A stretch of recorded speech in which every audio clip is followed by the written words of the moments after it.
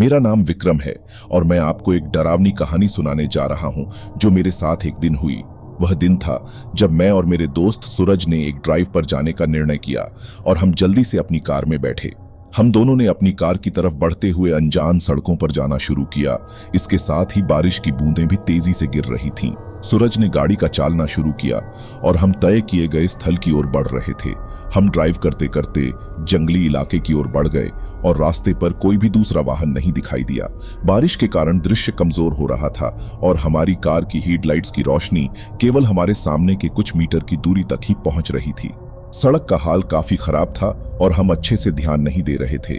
हम धीरे धीरे एक पुरानी हवेली की ओर बढ़ रहे थे जिसकी छाया ने हमारे ऊपर छाई हुई थी। जब हम हवेली के पास पहुंचे तो हमने वहां खड़े होने वाले कुछ लोगों को देखा। वे लोग अजीब और डरावने थे। उनकी आंखों में कुछ अलग ही डर हुआ था। हमने कार को रुकवाया और सोचा कि हम यहीं से वापस जाएंगे, लेकिन तब सूरज ने एक चीख लगाई और उसकी आंखों की ओर इशारा किया। मैंने देखा कि वह लोग हमारी कार की ओर आ रहे थे और उनके हाथ में अजीब से हथियारे थे। हमने कार को उलटा लिया और पलटकर दूसरे रास्ते की ओर बढ़ने का प्रयास किया, लेकिन उन्होंने हमें जाने नहीं दिया। अचानक हमारी कार की बैक विंडो तोड़ दी गई और वे लोग हमारी कार के अंदर घुस गए। हम दोनों बिना कुछ सोचे समझे उधर बिहाए दौड़ने लगे, लेकिन वे हमारे पीछे पड़ गए। हम दौड़ते दौड़ते एक छोटे से गुफा के पास पहुंचे और हमने वहां छुपने का फैसला किया। गुफा अंधकार में छिप जाने के लिए एक सुरक्षित स्थल प्रदान कर रहा था, लेकिन हम यह भी नहीं जानते थे कि वहां क्या है। हम गुफा में पहुंचकर रुक गए और हमने अपनी सांसों को संयमित करने की कोशिश की।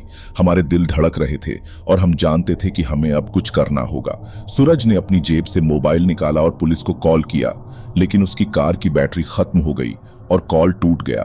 हम दोनों हताश हो गए और अब और क्या करें ये सोच रहे थे। गुफा के अंदर कुछ अजीब सी आवाजें आ रही थीं, जैसे कि कोई हमें बुला रहा हो। हमने धीरे धीरे आवाज की ओर बढ़ने का प्रयास किया और वहां एक छोटी सी गुफा के अंदर हमने कुछ दिखा।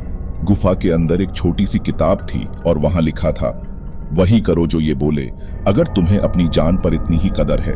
हमने किताब को उठाया और देखा कि वह खुद कार्यान्वित हो रही थी। अचानक गुफा के दरवाजे के पास एक बड़ी सी किताब आई और वह खुद खोल दी गई। किताब में लिखा था, तुम्हारी मौत तय हो चुकी है। हमने इस किताब की ओर देखा और देखा कि वह खुद से फटी थी और हमारे सामने एक डरावनी चित्र बन रहा था। हम दोनों के दिल धड़क रहे थे और हम यह समझ नहीं पा रहे थे कि अब क्या करें। गुफा के बाहर से हमें उन लोगों की आवाजें आ रही थीं और हम जानते थे कि हमें अब वहां बाहर नहीं जाने देंगे। सूरज ने किताब को फेंक दिया और हम दोनों ने गुफा के किसी कोने में छिप जाने का फैसला किया। हम गुफा के अंदर छिपे रहे और हमारे दिलों की धड़कन तेज हो रही थी। फिर हमने सुना कि वह लोग गुफा के बाहर हमारे पास आ रहे हैं और हमने अपनी सांसें रोक दी। उन्होंने गुफा के दरवाजे को खोलने का प्रयास किया, लेकिन वह खुद खोल नहीं पा रहे थे। गुफा के अंदर हम दोनों का दिल धड़क रहा था और हम जानते थे कि हमारे पास अब बहुत कम समय है। फिर वह लोग कुछ अजीब सी भटकती आवाजें करने लगे और हमने उनकी आवाजों में कुछ अजीब सा संगीत सुना।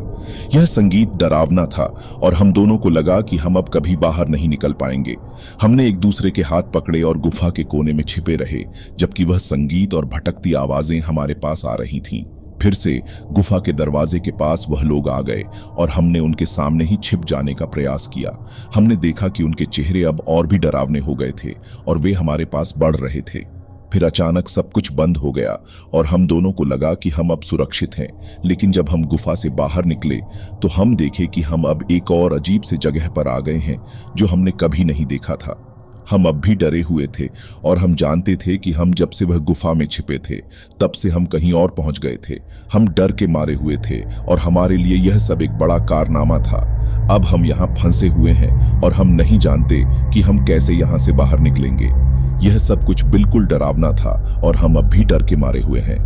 इसी तरह मेरी ड्राइव की यात्रा जो मेरे दोस्त सूरज के साथ शुरू हुई, एक डरावना अनजाने में डूब गया था और हम अब एक अजीब सी जगह में फंसे हुए हैं जहां से हमें कोई बाहर नहीं निकलने देने वाला है।